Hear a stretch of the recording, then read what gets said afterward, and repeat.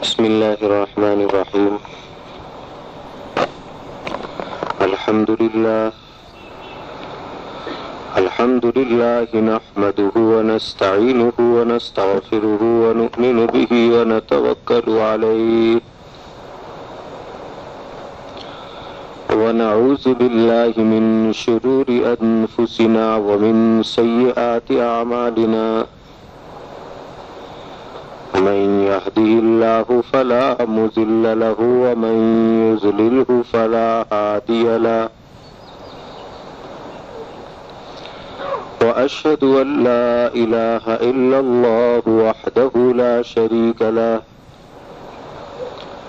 व अशहदु अन्न सय्यिदना व नबिय्यना व मौलाना मुहम्मदन अब्दुहु व रसूलुहु सल्लल्लाहु तबारक व तआला अलैहि व अला आलिहि व अस्हाबिहि व ज़ुर्रिय्यातिहि व अहलि बैतिहि व बारक व सल्लम तस्लीमन कसीरा। अऊज़ु बिल्लाहि मिनश शैतानिर रजीम। बिस्मिल्लाहिर रहमानिर रहीम।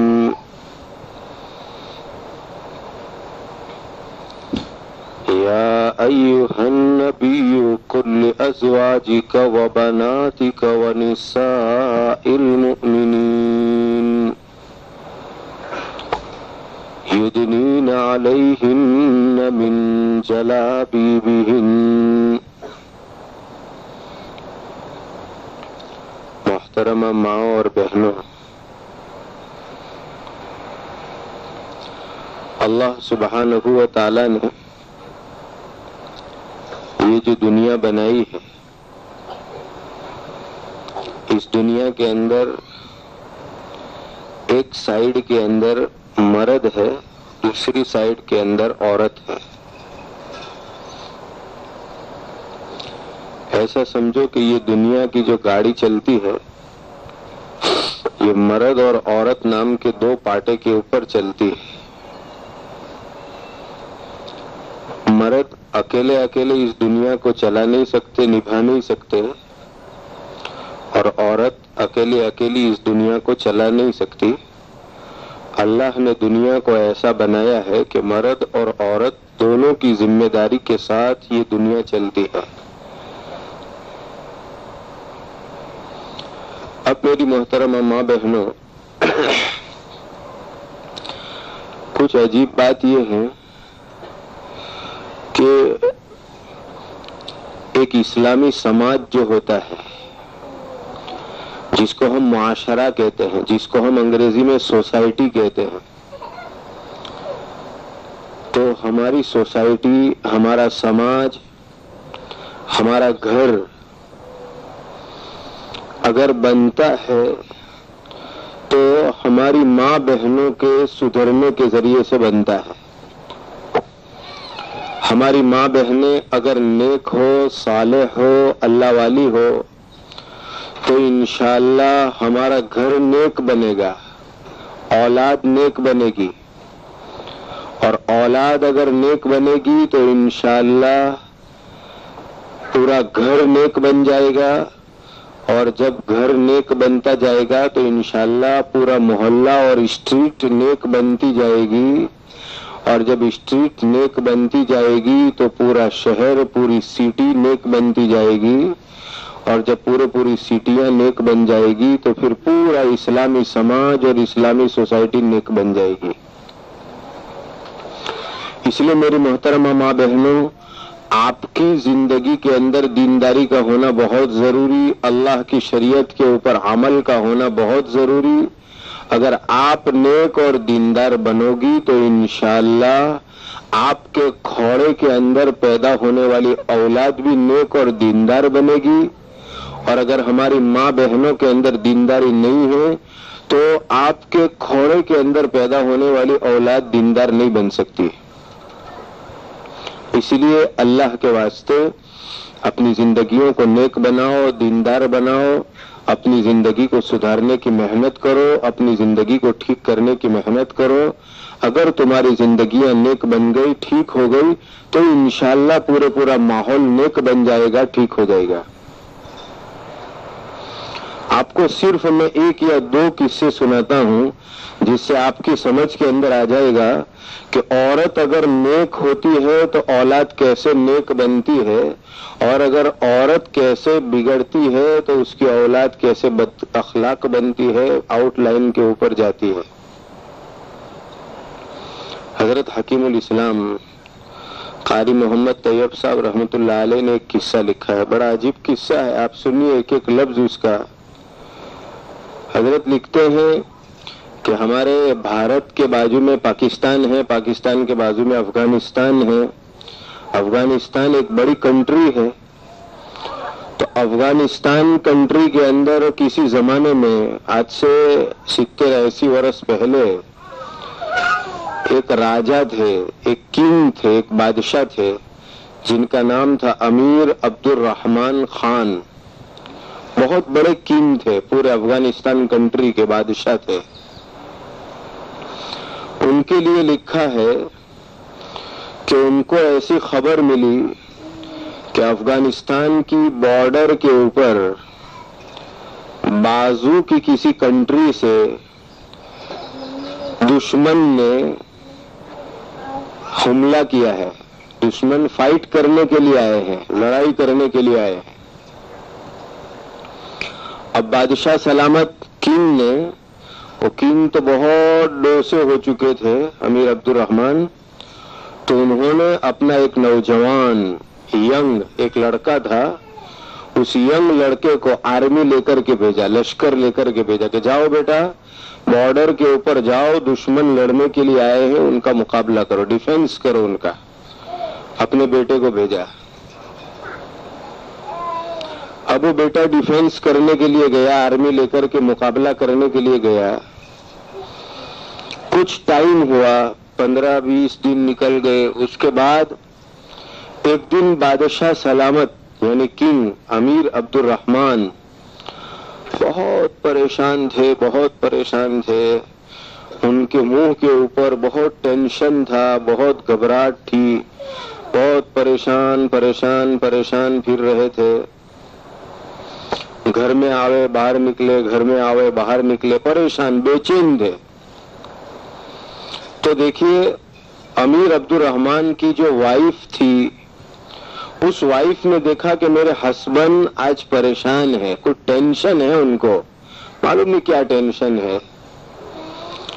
और औरत के अंदर ये खूबी होनी चाहिए कि वो अपने हस्बैंड के स्केच ऑफ द फेस यानी चेहरे की निशानी को देखकर मालूम कर ले। चेहरे की निशानी देख करके उसके मुंह के ऊपर जो निशानी है उसको देख के पढ़ सके औरत कि मेरा हस्बैंड आज कोई टेंशन के अंदर है, कोई तकलीफ में है, कोई परेशानी में है। ये हमारी माँ बहनों के अंदर खूबी होनी चाहिए। अगर आपके अंदर खूबी है कि आप अपने हस्बैंड के स्केच ऑफ द फेस को पढ़ लेते हैं, उनके मुंह के ऊपर जो निशानी होती है उसको आप जान लेते हैं, तो आपकी लाइफ बहुत सुखी होगी। ये दुनिया आपके लिए पैराडाइज और जन्नत बन जाएगी। आप अपने शोहर के मिजाज को समझना सीखो। आज हमारी माँ बहनों का मामला ये हो चुका है कि वो अपने हस्बैंड और शोहर के मिजाज को समझते नहीं। सबसे बड़ी जो बुराई इस वक्त हमारे माँ बहनों के अंदर जो देखी जाती है, जो हदीस शरीफ के अंदर भी आती है, तकफ्फरनल आशीर, शोहर और खानदान की नाशुक्री।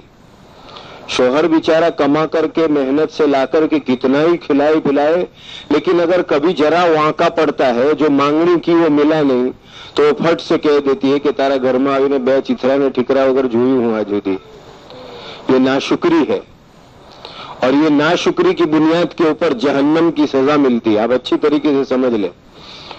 तो हस्बैंड बेचारा मेहनत करता है, कमाता है, कोशिश करता है, आपकी जरूरत पूरी करता है, आपकी मांगनी पूरी करता है। कभी कभी अगर कोई बेचारा जरूरत पूरी न कर सके तो उसके ऊपर आप स्ट्राइक पर न उतर जाए, लड़ाई करने के ऊपर उतर न जाए, वरना दुनिया जहन्नम बनेगी, घर के अंदर आग लगेगी। इससे हमारी माँ बहनों को परहेज करना चाहिए। एक किस्सा याद आ गया उस पर कि एक हस्बैंड वाइफ बेचारे घर में रहते थे, दोनों के अंदर बहुत लड़ाई, रोजाना फाइट, खूब फाइट हुए रोजाना।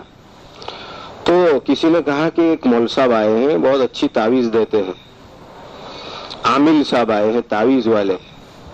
तो वाइफ बेचारी, हस्बैंड दुकान पर गया हुआ था, वाइफ मिलने के लिए गई आमिल साहब के पास कि आमिल साहब कोई तावीज बनाई आपो। क्या हुआ? तो कहा कि हमारी हस्बैंड से लड़ाई बहुत होती है, बिल्कुल बनती नहीं है, दोनों के दरमियान रोजाना फाइट होती है। अब आमिल साहब समझ गए कि उसके अंदर क्या बात है, बड़े समझदार कामिल आमिल थे। उन्होंने कहा कि बहन एक पानी में बाटलो लिया, वो पड़ी आपको। वो बेचारी बहन जो है पानी की एक बोतल लेकर के आई। आमिल साहब ने उसको बोतल पानी दम करके दिया और उसको यूं कहा कि बहन तुम्हारा हस्बैंड दुकान से कितने बजे आता है? तो कहा रात को 8 बजे दुकान से आता है, फेरी के ऊपर से 8 बजे आता है। कहा अच्छा, जब तुम्हारे हस्बैंड की गाड़ी आए दरवाजे के ऊपर, तो बस जैसी गाड़ी आई इस बोतल के अंदर से एक घोंट पानी लो और वो पानी अपने मुंह के अंदर रखो। जैसे हस्बैंड साहब फेरी से आए कार लेकर के, कार जैसे दरवाजे पर आई तो फौरन एक घोंट पानी ले लो अपने मुंह के अंदर, और वो पानी पीने का भी नहीं, बाहर निकालने का भी नहीं, 25 मिनट तक। अगर पानी बाहर निकाल दिया तो याद रखो कि रिएक्शन होगा और वो शोहर तुमको घर से बाहर कर देगा। पानी जो अगर तुमने कोगड़ा करके बाहर निकाल दिया तो वो रिएक्शन होगा, ये अमल बहुत भारी है, हस्बैंड तुमको बाहर निकाल देगा। और अगर तुमने पी लिया अंदर 25 मिनट से पहले तो बहुत भारी झगड़ा होगा, घर के अंदर आग लगेगी, तलाक तक हो सकती है। इसलिए 25 मिनट मुंह के अंदर पानी रखने का। हाँ, 25 मिनट हो जाए उसके बाद जो है वो पानी जो है पेट में पी जाने का, अल्लाह का नाम लेकर के। 15 दिन तक ये अमल करो, फिर आओ 15 दिन के बाद दूसरा बाटला लेकर दूसरी तावीज देंगे। अब वो बेचारी बहन घर गई, उसने एक्सपीरियंस किया, अनुभव किया। रात को हस्बैंड की कार दरवाजे के ऊपर आई, फेरी से बेचारा आया काम से, वो बेचारी बहन ने आमिल साहब के कहने के मुताबिक एक घूंट पानी बोतल में से लिया मुंह के अंदर, और आमिल साहब के कहने के मुताबिक 25 मिनट तक बराबर घड़ियाल में देख करके मुंह के अंदर पानी रखा। ओहो, बहुत अच्छा हुआ, मुंह में पानी है तो बेचारी बोल तो सकती नहीं, क्योंकि 25 मिनट तक पानी है, बोल नहीं सकती। अब हस्बैंड साहब आए और वाइफ ने जो है जल्दी से पानी लिया, फ्रीज में से पानी निकाला और निकाल करके अपने हस्बैंड को ठंडा पानी पिलाया, दस्तरखान बिछाया। 25 मिनट के बाद पानी पी गई, बहुत अच्छा। दूसरा दिन हुआ बहुत अच्छा, तीसरा दिन हुआ बहुत अच्छा, 15 दिन हुए, बोतल भी पूरी हो गई और घर में जो फाइट होती थी उसमें 70% फाइट फिनिश, खत्म हो गई। 70% फाइट बिल्कुल बंद हो गई हस्बैंड वाइफ के बीच में। फिर 15 दिन के बाद वो बेचारी बहन आमिल साहब के पास गई। आमिल साहब બહુ ફાયદો થયો, 70% ફાયદો થઈ ગયો એમ કે બીજો એક બાટલો પડી આપો કે 100% ફાયદો થઈ જાય ને અમારા બંધુઓના વચ્ચે બહુ મોહબ્બત થાય। आमिर साहब ने फिर दम कर दिया। तो मेरी माँ बहनों, उस बोतल के पानी के अंदर कोई दम वम नहीं था। असल दम ये था कि वो हमारी बहन की आदत ये थी कि रात को 8 बजे बेचारा हस्बैंड फेरी करके आवे, पूरे दिन का थका, टू मच टायर, बहुत थका हुआ है बेचारा, हंग्री, बेचारे को भूख लगी हुई है, प्यासा है। अब वो घर में आया नहीं कि ये बेचारी हमारी बहन पूरे दिन की जो उसके ऊपर तकलीफ हुई तो आकर अपने हस्बैंड के सामने रिकॉर्ड चालू कर देवे, एमनी तेमनी फलाणोनी ढिमकड़ोनी पोयरा एम पजो फलाणो थाय ढिमकड़ो थाय। अब वो बेचारा सुबह में गया हुआ फजर पढ़ के 7 बजे, रात को 8 बजे आया, 13 घंटे फेरी करके, और वो थका हुआ है, प्यासा है, भूखा है, और ये घर में बेचारे ने पैर रखा और इसने अपनी कैसेट चालू कर दी। अब जैसे इसने अपनी कैसेट चालू कर दी तो हस्बैंड एक तो थका हुआ है और वो भी गरम, दोनों गरम, तो घर में आग लगे, मारा मारी हो, लड़ाई झगड़ा हो। अब जो हस्बैंड के घर में आने के टाइम के ऊपर 25 मिनट मुंह में पानी रखा तो बेचारी बहन की जबान पर लॉक, अब जीभ पर लॉक हो गया तो बोलने से रही चुपचाप। अब चुपचाप तो 25 मिनट में तो गुस्सा भी ठंडा हो जाए। तो असल बात सबसे बड़ी यह है, मैं आपको बतला दूं point, this is very fine point, कि स्केच ऑफ द फेस यानी कि अपने हस्बैंड के चेहरे को पढ़ने की आदत डालो कि मेरा हस्बैंड इस वक्त किस पोजीशन के अंदर है, उसके ऊपर कोई टेंशन है, कोई तकलीफ है, आज मालूम नहीं फेरी में क्या धंधा हुआ होगा क्या नहीं होगा, बस ये बेचारा घर में आया और हम अपनी रिकॉर्ड चालू कर दे। अब वो पूरा दिन वहां उधर कस्टमर्स के साथ ग्राहकों के साथ मगजमारी करके आया, या घर में आके आपकी मगजमारी, तो वो बेचारे का तो मगज खलास हो जाए।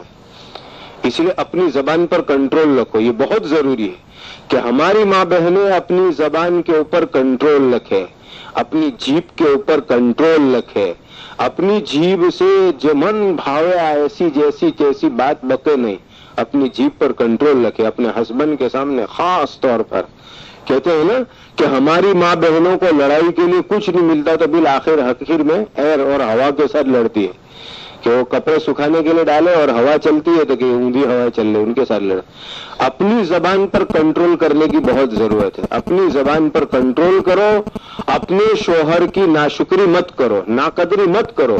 ये बेचारा मेहनत करके लाके जो देता है शुक्रिया, अल्लाह का शुक्र, अल्लाह देगा। अरे शोहर के दिल के अंदर अल्लाह ने मोहब्बत डाली है, अगर आप उनके साथ अच्छे तरीके से पेश आएंगे तो इंशाल्लाह आपकी जरूरत पूरी होगी।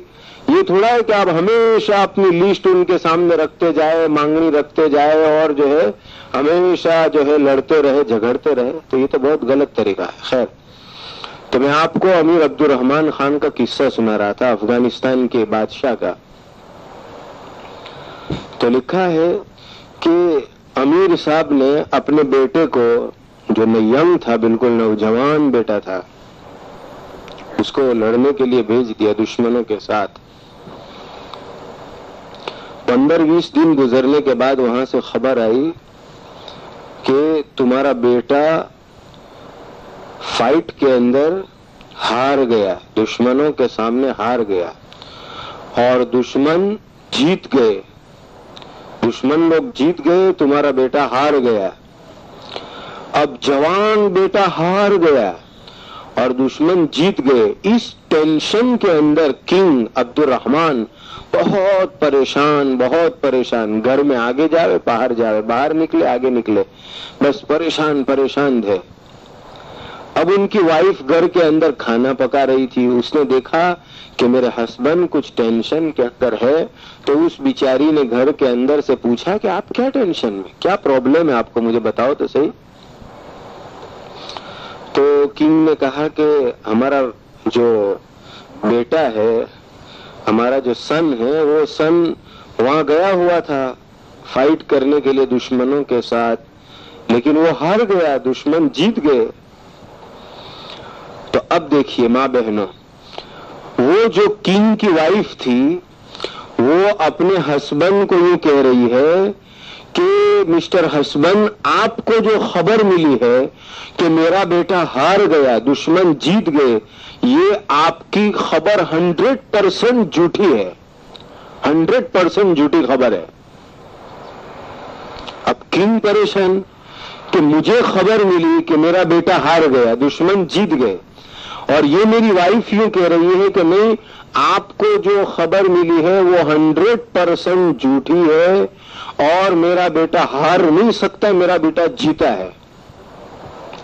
अब बादशाह ने अपनी वाइफ को समझाया, क्वीन को समझाया कि अरे समझ तो सही, नहीं खबर आई कि बेटा हार गया, दुश्मन जीत गए, लेकिन वो औरत जीत पर कि नहीं मेरा बेटा हार नहीं सकता, वो जरूर जीता होगा, आपको खबर झूठी मिली है।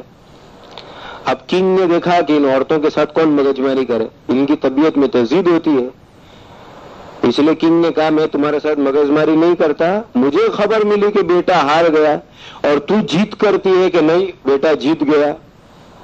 खैर, बादशाह ने उसके साथ मगजमारी करना छोड़ दिया। फिर रात हुई, सो गए, सुबह उठे, दूसरा दिन बादशाह फिर अपने ऑफिस के अंदर गए किंग, फिर खबर आई दूसरी।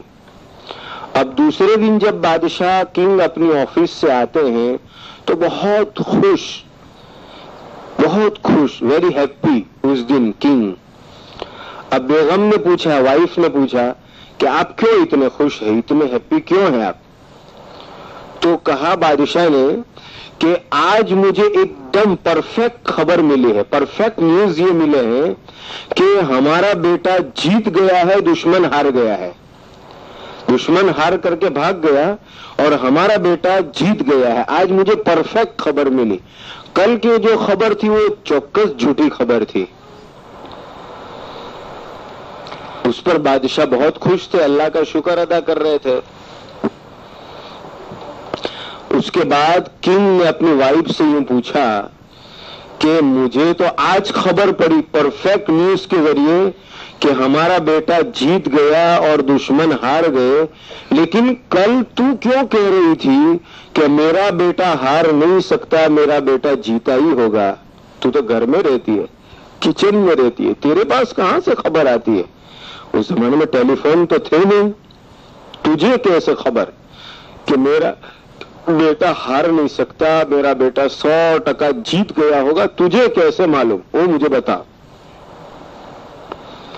अब वो जो किंग की वाइफ थी, क्वीन, उसने क्या जवाब दिया मेरी माँ बहनों, सुनने के काबिल जवाब है। वो औरत यूं जवाब देती है कि बादशाह सलामत, मेरा बेटा इसलिए हार नहीं सकता, मेरा बेटा इसलिए हार नहीं सकता, मेरा बेटा 100% इसलिए जीतेगा कि जब ये बेटा मेरे पेट के अंदर से निकला था और जब मेरी छाती में से दूध पी रहा था, जब ये छोटा बच्चा था और मेरे खोड़े में सो करके मेरी छाती से दूध पी रहा था, कसम है अल्लाह पाक की कि 2.5 वर्ष तक इस बेटे ने 2.5 वर्ष इस बेटे ने मेरी छाती से दूध पिया, लेकिन कभी भी वगर वुजू किए बगैर मैंने इस बेटे को दूध पिलाया नहीं है। जब भी मेरा बेटा रोता था, दूध पीने की जरूरत पड़ती थी, मैं खड़ी होती थी, पहले वुजू करती थी, वुजू करने के बाद मैं अपने बेटे को दूध पिलाती थी। पहले जमनी छाती से दूध पिलाती, फिर डाबी छाती से दूध पिलाती, बिस्मिल्लाहिर्रहमानिर्रहीम पढ़ के दूध पिलाती।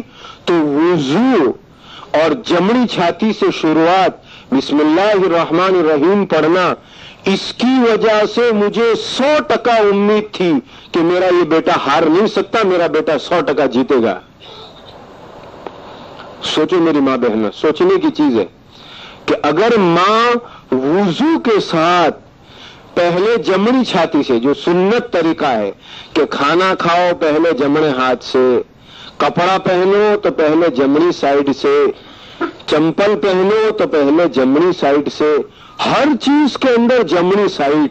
तो देखो एक लेडीज, एक औरत अपने मासूम बेटे को वुजू करके जमनी छाती से बिस्मिल्लाह पढ़ के दूध पिलाती है, तो उसकी कितनी बड़ी बरकत। उसकी बरकत यह हुई कि वो बेटा नेक बना, बहादुर बना, और वो मां ये कहती है कि मुझे 100% उम्मीद है कि मेरा बेटा हार नहीं सकता, मेरा बेटा 100% जीतेगा।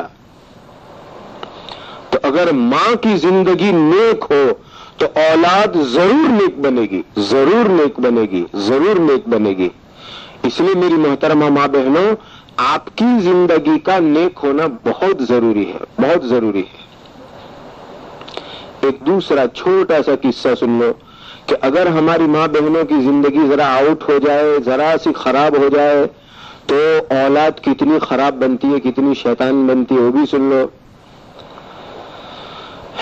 एक जगह पर शादी हुई, शादी के बाद हस्बैंड वाइफ ने अंदर अंदर कॉन्ट्रैक्ट किया, आपस में ये नक्की कर लिया कि हम दोनों नेक औलाद की अल्लाह से उम्मीद रखते हैं कि नेक औलाद अल्लाह ताला हमको देवे, और नेक औलाद के लिए हम ये ट्राई करेंगे, हम ये मेहनत करेंगे हमेशा कि हलाल का खाना खाएंगे, हराम का खाना नहीं खाएंगे।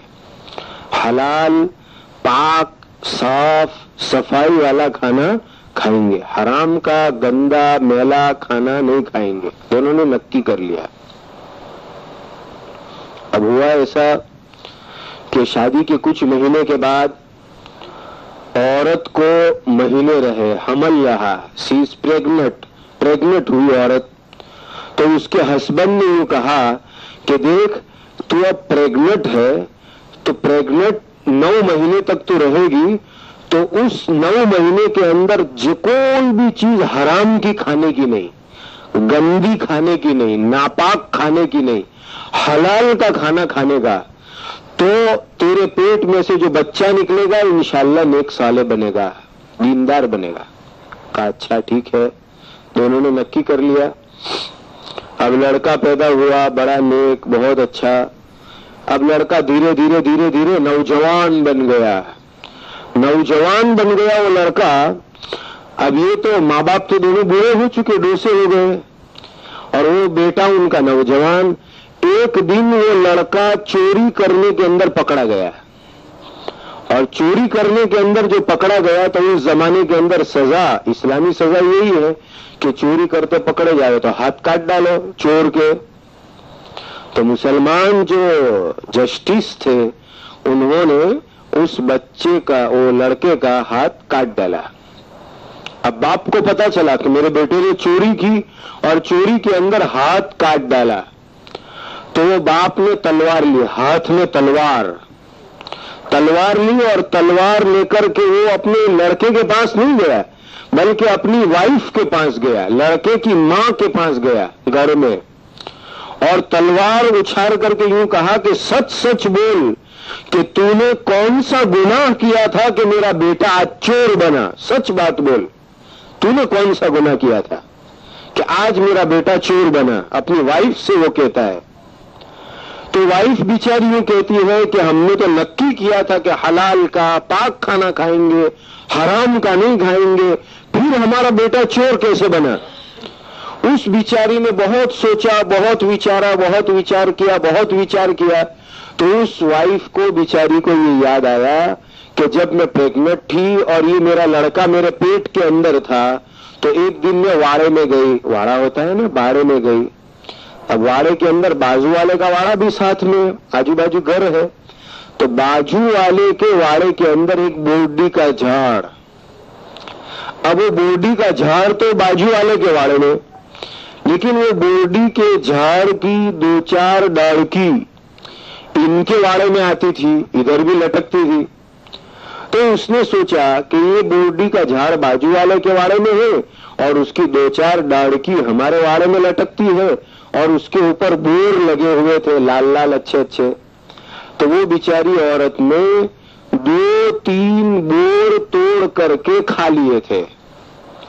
अब वो बोर्डी का झाड़ बाजू वाले के वाड़े में, इसलिए मालिक उसके बाजू वाले। हमारे वाड़े के अंदर उसकी डाढ़की आए तो उससे हमारे लिए बोर खाना हलाल नहीं हो जाता। तो उसने बाजू वाले की बोर्डी के ऊपर से 2 या 3 बोर वगर पूछे खा लिए थे। वो चोरी के बोर वगर पूछे जो चोरी के बोर खा लिए, तो उसका रिजल्ट ये निकला कि उसके पेट में से जो लड़का हुआ वो लड़का बड़ा होकर के चोर बना और उसका हाथ काटा गया। इसलिए मेरी मोहतरमा मां बहने, आप अगर कोई छोटा गुनाह भी करेंगे तो आपकी औलाद पर बहुत बड़ा असर पड़ेगा। अगर हमारी मां बहनें टेलीविजन पर बैठी रहती है, गायन सुनती रहती है, तो लिख कर रख लो, 100% लिख लो, आपके पेट में से पैदा होने वाली औलाद शैतान, बदमाश, फासिक, फाजिर बनेगी, नेक नहीं बन सकती। कैसी शैतान बनेगी कि जब आप दोषे होंगे, खिदमत की जरूरत पड़ेगी तो वो औलाद आपको लात मारेगी, मां बाप की खिदमत नहीं करेगी। और अगर आप नेक है, दीनदार है, अल्लाह को खुश करके चलेंगे तो इंशाअल्लाह ये औलाद आपकी खिदमत करेगी, आपकी सर्विस करेगी, सेवा करेगी, माँ बाप को काम आएगी। इसलिए मेरी मोहतरमा माँ बहनें, अल्लाह के वास्ते अपने आप को नेक बनाओ, दीनदार बनाओ, अपने आप को 5 नमाज की पाबंदी का एहतमाम करो। 5 नमाज पाबंदी के साथ पढ़ना। जो माँ बहनें 5 नमाज पाबंदी के साथ पढ़ती है, उनकी औलाद भी नमाजी बनती है, उनकी औलाद भी नेक बनती है, और अल्लाह ने आपके हाथ में पावर दिया है। घर में हस्बैंड को कह दो कि जब तक नमाज नहीं पढ़ने जाओगे चाय नहीं मिलेगी, खाना नहीं मिलेगा। अल्लाह ने आपके हाथ में पावर दिया है कि जाओ नमाज पढ़ी ना आओ पची चाह, नमाज पढ़ के आओ फिर खाना। अपने बेटे को कहो बेटा जाए नमाज पढ़वा, नमाज पढ़ी ना आई ना पची चाह। घर के अंदर अपनी बेटी है उसको कहो बेटी नमाज पढ़ो, खुद भी नमाज पढ़ो अपनी बेटी को भी नमाज पढ़ाओ। तो मेरी माँ बहनों, अल्लाह ने आपके हाथ में वो पावर दिया है कि आप हस्बैंड को भी नमाजी बना सकते हैं, अपनी औलाद को भी नमाजी बना सकते हैं। इसलिए आप अगर 5 वक्त की नमाज पढ़ेंगे तो इंशाअल्लाह पूरा माहौल नमाजी बन जाएगा। फजर की नमाज के अंदर हस्बैंड को उठाना आपके लिए बहुत आसान, कोई मुश्किल नहीं कि जाओ नमाज पढ़ के आओ, मैं आपके लिए चाय तैयार रखूंगी, फिर जाओ फेरी पर फिरने, जहां जाना हो वहां जाओ, लेकिन पहले नमाज पढ़ो। उनको समझाओ कि नमाज पढ़ेंगे अल्लाह रोजी रोटी में बरकत देंगे, उनको समझाओ, दुनिया और आखिरत के काम आसान हो जाएंगे। तो मेरी मोहतरमा बहनों, नमाज की पाबंदी आप भी करो, अपने घर के मर्दों के पास भी करवाओ। कुरान शरीफ की तिलावत आप भी करो, अपने घर के अंदर भी तिलावत करवाओ। अगर कुरान शरीफ पढ़ेंगे तो घर में अल्लाह की रहमत उतरेगी, अल्लाह का नूर है। लेकिन पर्दा कितनी कीमती चीज है वो तो कब्र में जाने के बाद पता चलेगा, कब्र में जाके पता चलेगा। आज हमारी माँ बहनें पर्दे को जेल समझती है, कैद समझती है, लेकिन पर्दे की वैल्यू और कीमत कब्र में जाके पता चलेगी। इसलिए अपनी जात को पर्दे के साथ रखने की कोशिश करो, बगैर पर्दे के किसी पारके आदमी के सामने आना नहीं। अल्लाह ताला इरशाद फरमाते हैं, या अय्युहन नबी कुल अज़वाजिका व बनातिका व निसाइल मुमिनीन युदनीना अलैहिन्ना मिन जलाबिबिहिन, कि अपने चेहरे के ऊपर पर्दा डाल के घर से बाहर निकले, बगैर पर्दे के घर से बाहर न निकले, और पारके आदमियों के साथ वगैर कारण बातचीत नहीं, उनके सामने आना नहीं। गायन वगैरह से अपने आप को बचाना, गायन बजाएंगे घरों में लानत उतरेगी अल्लाह ताला की, शैतान उतरेंगे घरों के अंदर। जो गायन सुनते हैं कयामत के दिन अल्लाह ताला शीशा पिघाल करके उनके कान के अंदर डालेंगे, बहुत खतरनाक चीज है। अल्लाह ताला हमारी माँ बहनों को, हम सबको 5 वक्त की नमाज की पाबंदी नसीब फरमाए, तिलावत की तौफीक अता फरमाए, पर्दे के साथ जिंदगी गुजारने की तौफीक दे। दुरूद शरीफ पढ़ो, दुआ करते हैं। अल्लाहुम्मा सल्ली व सल्लिम व बारिक अला सय्यिदिना व मौलाना मुहम्मद व अला आलिहि व सहबिहि व बारिक व सल्लिम। ऐ अल्लाह तो हम सब के गुनाहों को माफ फरमा दे। ऐ अल्लाह हमारी खताओं से दरगुजर फरमा। ऐ अल्लाह हम सब को 5 वक्त की नमाज पाबंदी से पढ़ने की तौफीक अता फरमा। ऐ अल्लाह टेलीविजन से, वीडियो से, गायन से बचने की तौफीक अता फरमा।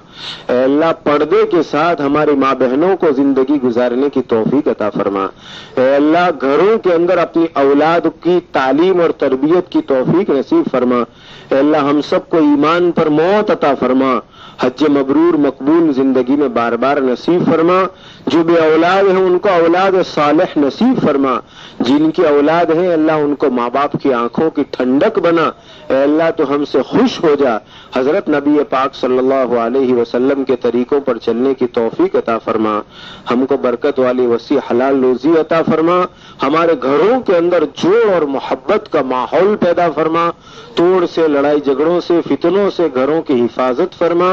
अल्लाहुम्मा इन्ना नसअलुका मिन खैरि मा सअलका नबियुका सय्यिदुना मुहम्मद सल्लल्लाहु अलैहि वसल्लम व नऊज़ु बिका मिन शर्रि मा इस्तआज़का नबियुका सय्यिदुना मुहम्मद सल्लल्लाहु अलैहि वसल्लम। फातिरस समावाति वल अर्द अंत वलियुना फिद दुनिया वल आखिरह, तवफ़्फ़ना मुस्लिमन व अलहिक़ना बिस सालिहीन गैर खज़ाया वला मफ्तूनीन। फातिरस समावाति वल अर्द अंत वलियुना फिद दुनिया वल आखिरह, तवफ़्फ़ना मुस्लिमन व अलहिक़ना बिस सालिहीन गैर खज़ाया वला मफ्तूनीन। सुब्हान रब्बिका रब्बिल इज़्ज़ति अम्मा यसिफ़ून व सलामुन अलल मुरसलीन वल्हम्दुलिल्लाह।